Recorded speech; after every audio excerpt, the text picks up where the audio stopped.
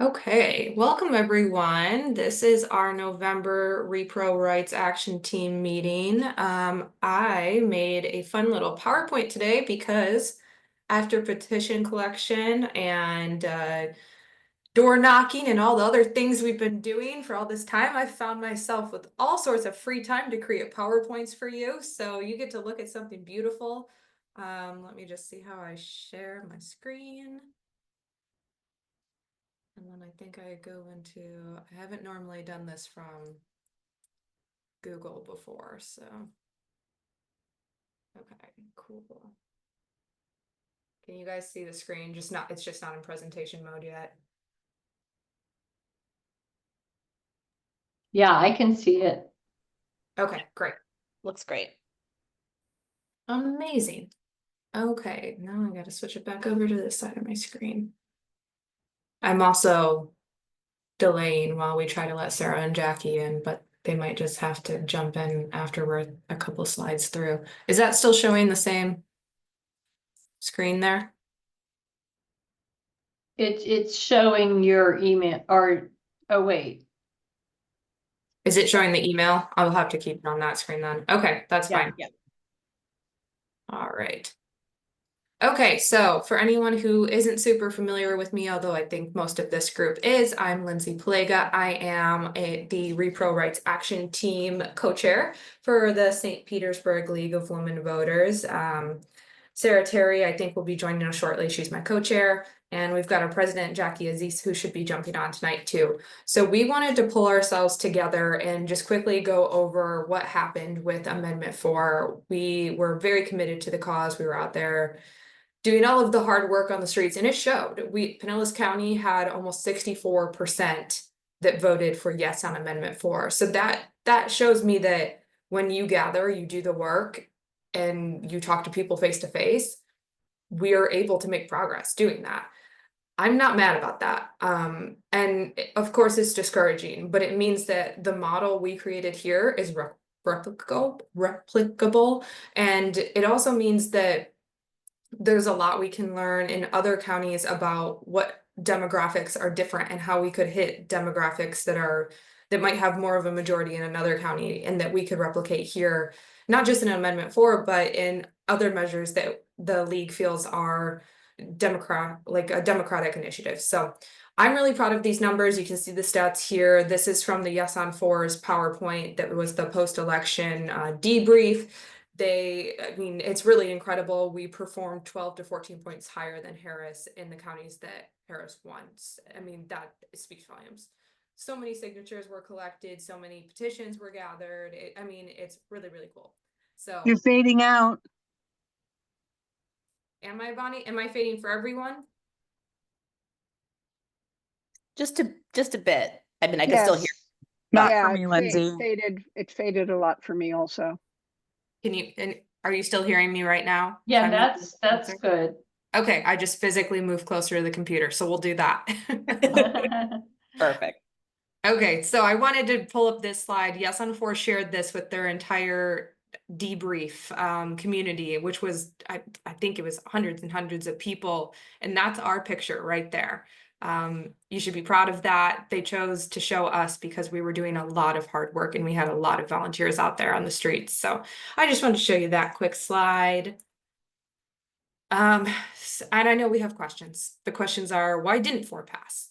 And probably everyone here has already done some digging within your soul and in the polls and through the news, trying to figure this out. And I think these reasons identified by Amendment 4 are certainly a large part of it. The ballot language was manipulated, and we know this by not necessarily the Heritage Foundation itself, but by funders and by people that have direct connections to it. So, I mean, there's some other things at play there. Police were deployed to people's doors, and they did ask questions about whether their signatures were valid, and that discourages involvement in a campaign. There were taxpayer resources used to promote messaging, including, I'm sure, all of the commercials that everybody saw out there. And I think, again, another message to learn, there I know from having a husband who watches a lot of sports that they were on the sports channels more than we were, and they were targeting in a different way than we were. And, that probably tactically, but it matters that different groups of people were seeing different things.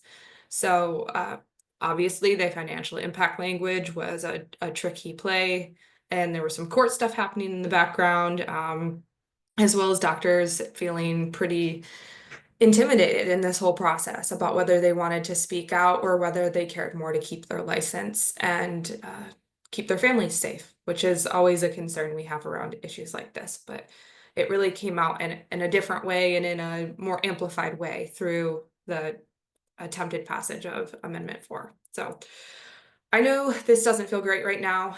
It doesn't mean our work's done. We have a lot more to do, actually, and I think our work is more important than ever before.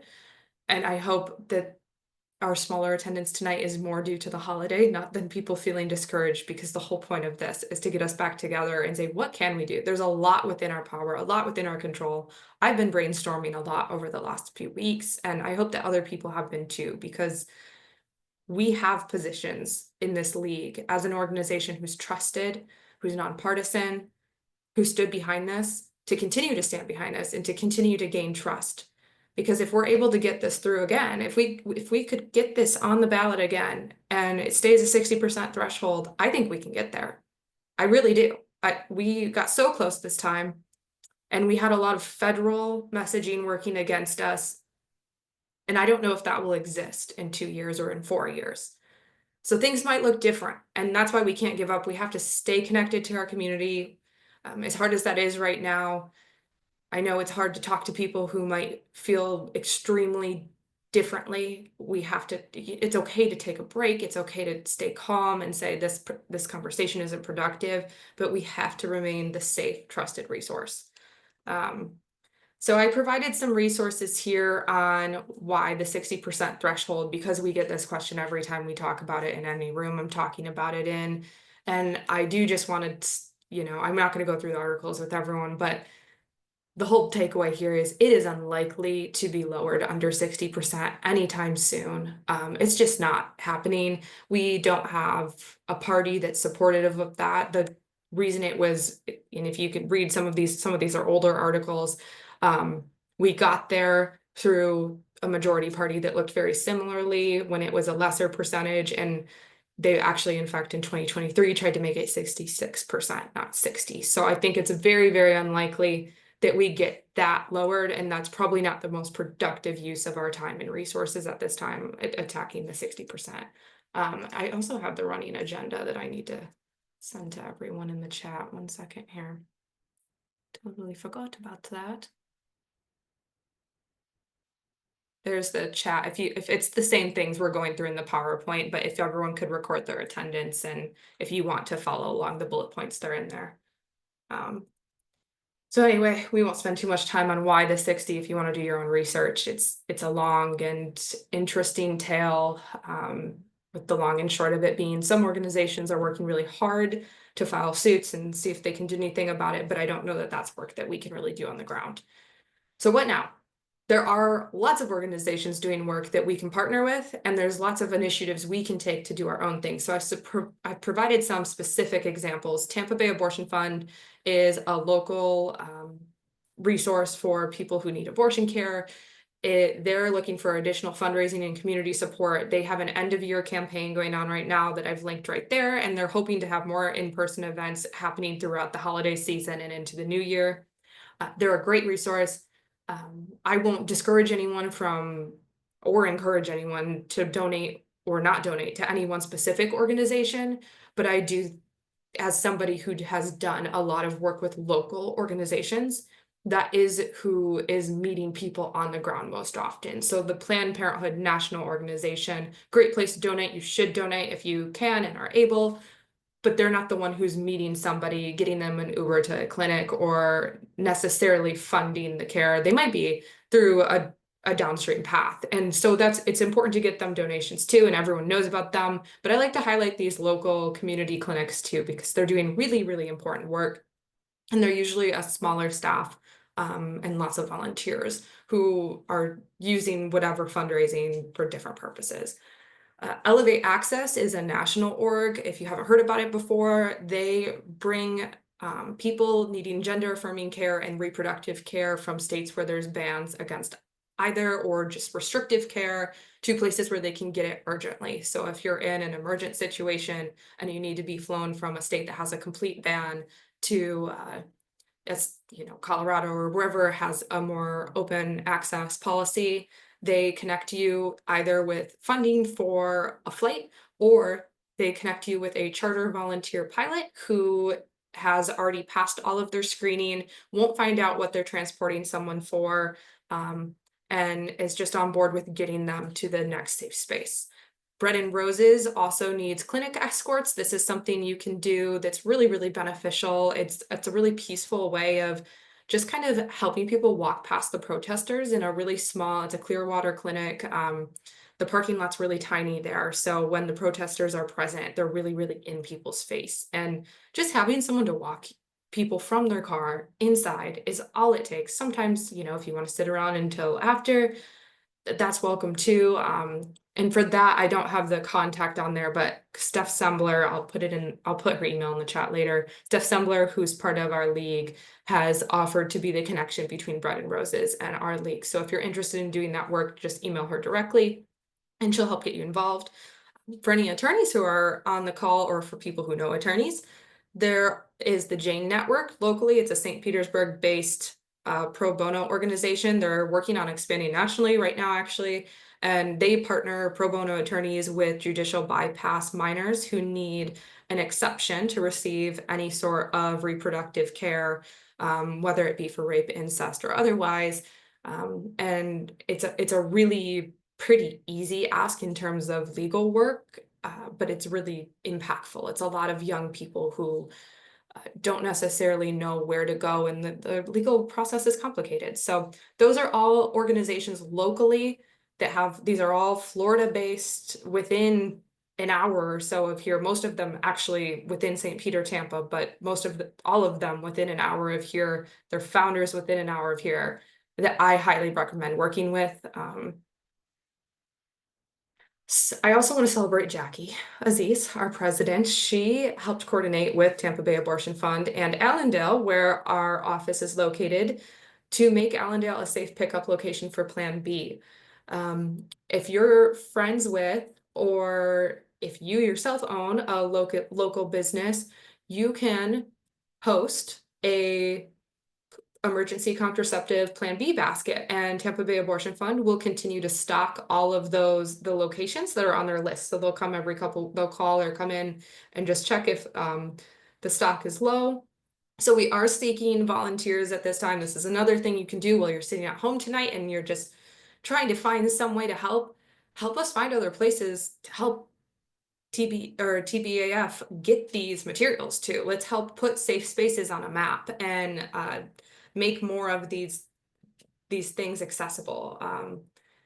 And so that's a really easy one. You can send that to me or directly to Tampa Bay Abortion Fund, and they'll help connect you. They're all over social. They're really easy to find. Their website's linked in the doc I made there. If you haven't done this yet, and I hope everyone has, but if you haven't, you can click this link it's in our document as well on here. So if I scroll down, you can link right to it, to demand lawmakers overturn Florida's unpopular, dangerous, and extreme abortion ban. That will send you can type in a message right there and send a message to your representatives.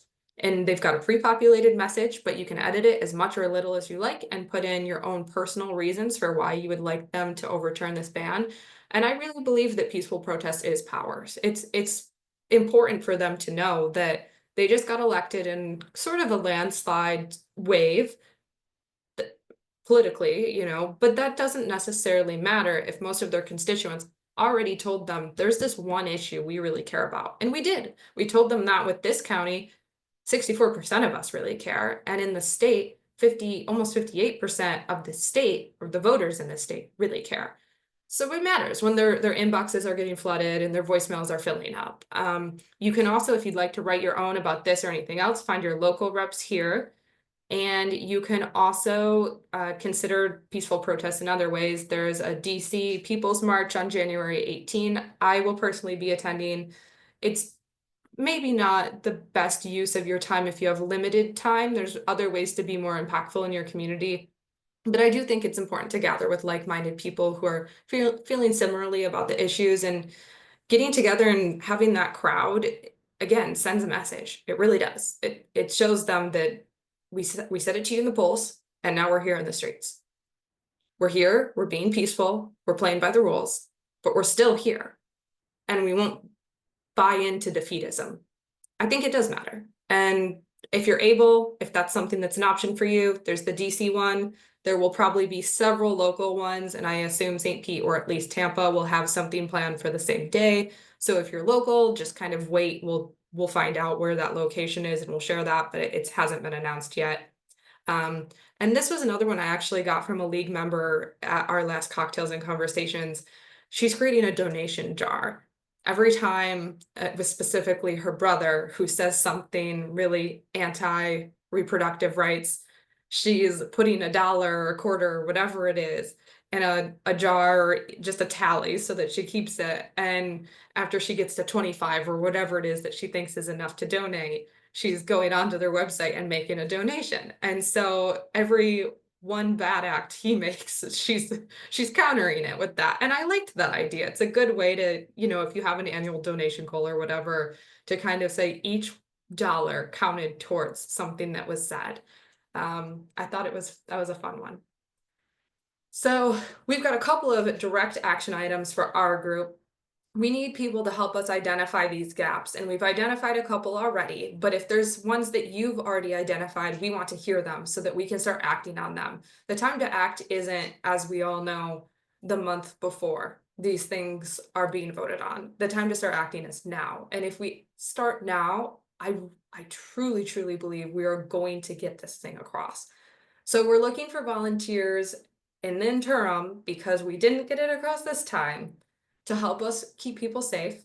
And that means creating some resources that are educational and that will help everyone in the community despite what's on the books. So we know that several of the hospitals in St. Pete and Tampa Bay are religiously affiliated, and that sometimes means that these places are totally anti-abortion. So despite there being some sort of exception in the law, they won't perform the abortion there. They'll send you, and that doesn't matter the cause. So say you're miscarrying, you're at 7 months or whatever, they'll send you to another hospital, and that's a delay in care. While we don't, we're not saying that these hospitals are bad hospitals, we do think it's important for all of our community to know which hospitals will provide that sort of care in certain instances. So helping us learn the policy of each hospital, each abortion providing clinic, and even fake clinics, which there's really good resources on already, but some sort of educational pamphlet, if that's something, if you're a marketing sort of person, or you're a research person, or you just like making phone calls or sending emails and you want something you can do in the downtime, that's something we're looking for a team of people to help us put together. I think it would be a great resource for the entire community to be able to say, I'm pregnant and there's all these other things you're considering. If you're trying to have a baby, there's so many things going on. And if you're not trying to have a baby, there's so many things going on. And knowing which place will most closely align with your beliefs is important. And I mean that from both sides of the aisle. I think that's important that people know what's out there and what exists in our community before they're in an emergent situation. And so in a similar vein, we're also seeking volunteers to help us create an action guide. So this would be kind of just like all of the things I've been going through and putting it in one place where our members and other people who might be interested in joining the league can go and say, oh, here's where the league is suggesting we go, and telling us what we can be doing right now. Also, donation opportunities. Obviously, we want you to donate to the league first. We think we're doing really important work. And actually, we know we're doing really important work because of that 64%. But it's good to know which places are local and need our support. If you're somebody who donates to multiple places, we're not going to stop you from doing that. So I would like to be able to create that sort of one shop resource guide. And just some links here, they're on the running agenda as well. We've got Planned Parenthood in many local cities giving out free emergency contraception and pregnancy test. There's also ineedana.com and plancpills.org, as well as the Fake Clinic Finder Crisis Pregnancy Center map. So share those resources and make sure they're going out on social, that people aren't blindly Googling, because usually what's happening in states with bans is crisis pregnancy centers are coming up first. And I've actually tested this, and you can test it if you want to. If you go to Google, I need an abortion, look at what the first links are, and then go and look on the crisis pregnancy center map and see how many of them are actual abortion providers and how many are fake clinics. And for anyone on the call who's not familiar with a fake clinic, it's they get you in the door, they give you a free pregnancy test, confirm you're pregnant, and then try to talk you out of an abortion, and try to talk you into an adoption, but don't provide any resources for the adoptive care. There's quite a few of them. There's actually many, many more of them than there are abortion providers in the state. So yeah, share stuff like that. That's really good. Online information. This is kind of my silly call to action, but I do think it's important because we saw a lot of it in this last election cycle. And while I full-heartedly believe in knocking every door, and I will say that until the day I die, and I'm still going to, I think we do kind of have to be doing everything all the time. And that means we have to be online just as much as the people not knocking doors are, the people who aren't answering the doors. If they're not going to answer the door for us, they need to see it online. And they're seeing a lot of other stuff online. And I do think that we have a little bit of an obligation not to engage in pointless debate, not to engage with bots, but if you see a circumstance where you can step in and provide accurate information, easily defeat disinformation or misinformation, you can even say something as simple as, I'm not particularly interested in engaging, but I thought I'd share some resources that are important on this topic. And I think that's not even necessarily to engage with the person that's posting, but to realize that other people are seeing their post, other people who aren't commenting, who aren't as maybe argumentative, they're seeing that information and they're not fact checking it. And so just to see somebody say, wait, I have a question about this, or wait, I think you should check something else out, it might make them think twice. And I think it's worth doing if it doesn't take too much of your time and energy. I know that some of those things, you have to set a boundary. So I have to set a very healthy boundary, and you have to say, I will stop when XYZ happens, or this is a person not worth engaging with, or this doesn't even seem to be a person. And you could try to report, but I don't really trust the reporting standards lately. So I put some effective resources there for combating false information. If you've got time over the holidays and you kind of just want to read through, they're not long guides, they're really quick actually. And they kind of just walk you through, these are the most effective ways to engage with somebody who is sharing something that might not be completely informed. And my suggestion always is to, like your symptoms. Oh, Apple Watch thinks that I have a disease because of what I'm talking about. So my other suggestion, if you're really bored, and this is such a lawyer thing of me to say, but brush up on logical fallacies. I mean, that stuff, if you have not learned about logical fallacies before, that's what this picture is here. They're really easy to learn.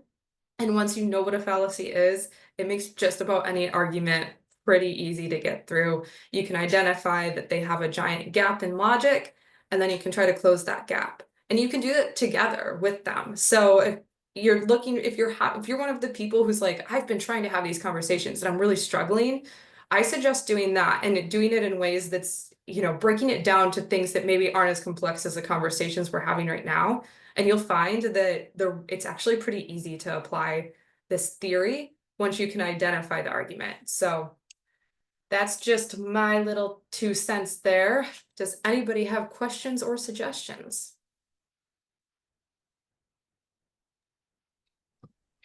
It's Shelley. Oh, I can hear both of you. okay. Go ahead, I Jackie. have to run really quick. Yeah, sorry, I have to run really quick. My mother-in-law just got to my house. But I just wanted to say thank you so much, Lindsay, and congratulations on your well-deserved award for all of your reproductive rights work Oh, that you've yeah. done. You've been just an amazing example and leader of the work we can do, and I appreciate you. Thank you. I really You're appreciate welcome. that. I was excited to get the award, but you It know, I'd was, be a little more excited if we had passed 4. I know, well deserved, and thank you for putting all of these ideas together so we can keep up the fight. That's it. Go ahead, Shelley. Thank you. I, Have fun with did your you say mother-in-law. something earlier about signing in to this Yeah. meeting? Do you need the link? Is it in this agenda here or? It's in are you in the agenda already? I'm in this, I see the agenda on the screen and I see in the chat. There we go. Okay. Yep. So if you go Okay. right into there, Got there's, it. yeah. Would you mind putting Jackie in there too? Sure, I can do that. Thank you.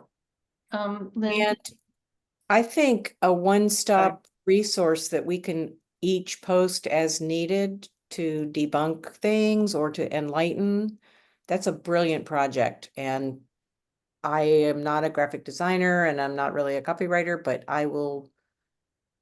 Content. We need the content too. So- Okay, I will put that on my to-do list of things to help, or, I don't know if people need to get together on it, just, remotely, but say I'll do this or I'll do that, but put me in the team. Yeah, that'd be Me and great. coach.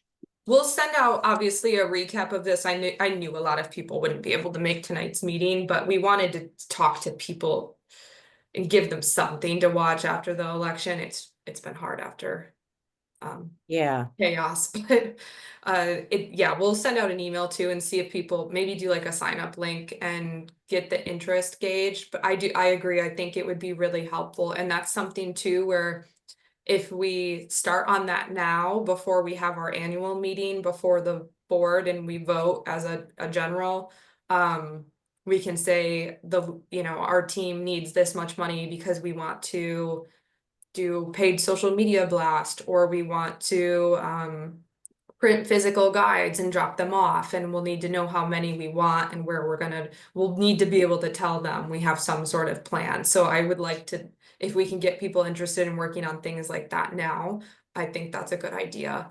And in the same vein, I actually was talking to Sue, our treasurer, and she had a really good idea about partnering with the voter team to start eliciting responses from potential candidates early on what they think about reproductive care as a whole, so that we can start, getting behind those answers and, kind of be a support team to the voter team who's already doing that work. And frankly, they get overwhelmed every single time there's an election because they have to go seek those answers from all candidates. So if we wanted to, as a repro team, say, hey, we're going to get this question done for you, that might be beneficial too. And it kind of just depends, are they having trouble getting to people or not? And we have the connections to people who are reaching out to us because they know about us already. So if it's sending them reminders, that's an easy thing we can do to help them. I also put on here at the bottom just some local news articles that I thought were worth reading about kind of what happened with Amendment 4, the reactions, and what we can do next. A lot of it is just sort of out of our control at this point on the ground. Not saying that it's out of our control forever, but on the ground, it's a little bit out of our control until we know, is there a federal ban? I'm hopeful that there could not be, because a lot of people were very loud and clear about how they felt about that. So we'll see what happens and if that's worthwhile to this next Congress and president. If that happens, obviously we have to take a different direction than if it doesn't. But if it doesn't, we know what to do. We've done it before. We're going to do it again. And this time we know how close we were. We know what sort of work it took to get us to 64%. And we know that really we need to recruit more people to get behind us. And we should get them involved earlier than we have been before, and show them that it's not only when things are hard that we get together, we do some fun stuff. So with that, I'd like to just put a couple of ideas out there that I have. We haven't been able, because we haven't had the time to do a lot of things like this in the last year, but we'd like to do a couple of other different things, including possibly like a repro movie or book club, or a combination of both, where we discuss those sorts of things. We could pick something up within a good subject and then get together to talk about that. And then also kind of getting back into the community on a local level and creating relationships in spaces that we haven't been in the same way, because we've been really focused on one cause for a while. So I think it's good that we get back out there and show people we're friendly and trustworthy. Just that we're humans and not just a machine that's out there collecting petitions. And that's how it's easier next time, because there's a lot less persuasion to do. So I think that means getting out into spaces in local businesses and other groups and communities. I know that Steph Sembler has a friend with a yoga studio, and I have a friend with a boxing studio. I thought those could be some fun group fitness classes where we could all get together and kind of either in opposite ways burn energy and de-stress, whatever one suits you better, or if you like both. Maybe a sip and paint where we have a themed repro speaker, or we could even do a book club at one like that. These are all just on the fly sort of bouncing ideas I was hoping to gauge interest in. And if anybody else has doable deeds, doable action items, or things that just sound like a good way for us to connect and continue discussing these things, this is the time, I think, for us to kind of regather, regroup, and do it all again soon. And there's also a couple of events on there I hope everyone saw on the list. The Tampa Bay Abortion Fund has a, I guess it's a benefit show with, it's $10 to get in, and there's a silent art auction as well at that, and that's on the 30th, so that's coming up really soon here at 5 p.m. And then there's also a virtual advocacy and storytelling on December 7th. So if anyone's interested in either of those, I just want to give you a couple of things you could tune into if you're somebody who would like to immerse themselves rather than disassociate right now. There are still things going on. There's spaces you can join into. And we've got our resources as always. I put Yes on 4's last press release on there. And please share sign up for our Google group and our monthly calls so that we can get more people involved in this and create some of these volunteer teams we just discussed here tonight. So, and all our past recordings can be found on our YouTube page, and our past panels, which are really informative for people who might, if you're having conversations with people on the holidays and they're feeling respectful and they want to learn more, and they say, I saw you did this, it really sucks it lost, and then you find out they didn't really know all that much. You can point them to one of our past panels and say, yeah, there's this doctor who came and talked to us. It was a really crazy story. She lost multiple pregnancies and some of her patients' fertility, and she was in the room and she couldn't stop it. So I think these are important resources we've created despite what happened, and they'll be important as we continue to fight. Anyone have anything else?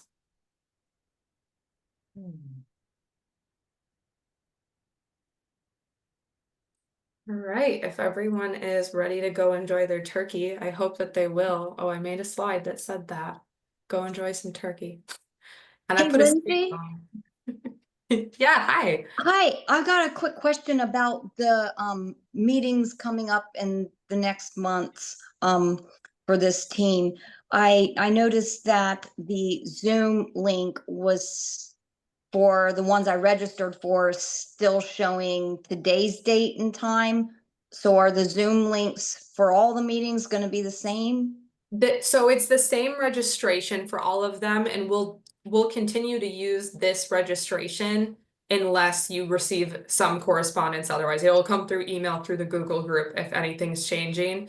But we are going to continue to use this registration, and I'm able to edit its time. So even if we were to change time and date, I would like to continue using this so that we don't lose people who have previously registered and want to be informed.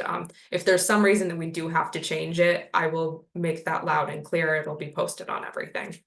Do you have to only register once for all of them, or each meeting? Yeah, it's just once. Okay, because I registered for the next few, and the Zoom registration that I got showed the date and time for this on each one. So I registered multiple times. Okay. Yeah. No, you're good. That's fine. People do that all the time. It doesn't count you twice. It just puts Okay. you into the abyss. I don't know what it does actually, but yeah. Thank you. All right. All right, everyone, go enjoy your families, enjoy some turkey, and start sending me emails with all your ideas and all the things you want to do. Thank you. Thank Happy you. Thanksgiving, everyone. Bye-bye. Bye.